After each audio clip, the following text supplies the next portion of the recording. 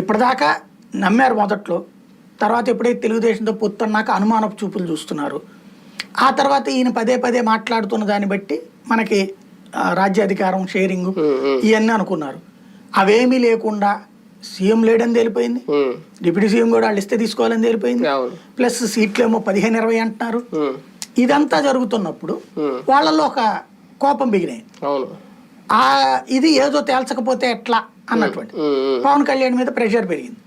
అందుకనే పవన్ కళ్యాణ్కి ఇప్పుడు ఇట్లాగే చూస్తూ ఊరుకుంటే రేపు పొద్దున ఆయన 2 అనౌన్స్ చేసాడు, రేపు అన్ని ఏళ్ళ చోటల్లో అనౌన్స్ చేసేస్తాడు. అనౌన్స్ చేసిన తర్వాత రేపు పొద్దున ఈడ కార్యకర్తలకు ఏం చెప్పుకోవాలి?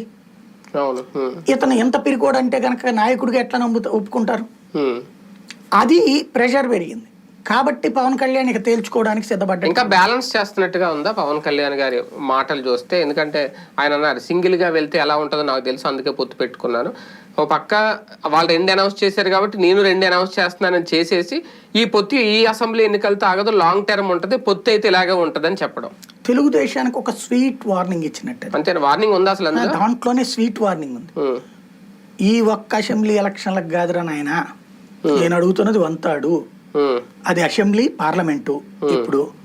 రెండవది రేపు మున్సిపాలిటీలు కార్పొరేషన్లు అన్నిట్లో కూడా వంతాడు. పొత్తు ఎప్పటితో అయిపోయిందనేసి తెగతెంపులు చేసుకునే సీన్ కాదు.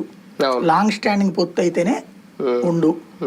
రెండోది వంతాడు పదవిలో కూడా, ముఖ్యమంత్రి పదవిలో కూడా అంటే 1.5 ఏళ్ళు సీఎం షేరింగ్ కూడా, పవర్ షేరింగ్ లో కూడా అంతే కదా.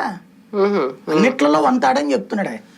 అది నేను తగ్గుతున్నాను అంటే నువ్వు అర్థం చేసుకుని నా మీద ఎంత ఒత్తిడి వచ్చినా కూడా నేను తగ్గుతున్నది ఏంటంటే రాష్ట్ర ప్రజల కోసం తగ్గుతున్నాను. అంటే 5 ఏళ్ళు ముఖ్యమంత్రిగా చంద్రబాబు గారే ఉంటారు అని లోకేష్ అన్నా నేను సంయమనంతో ఉన్నాను అంటే దానికి అంగీకరించినట్టు కాదా?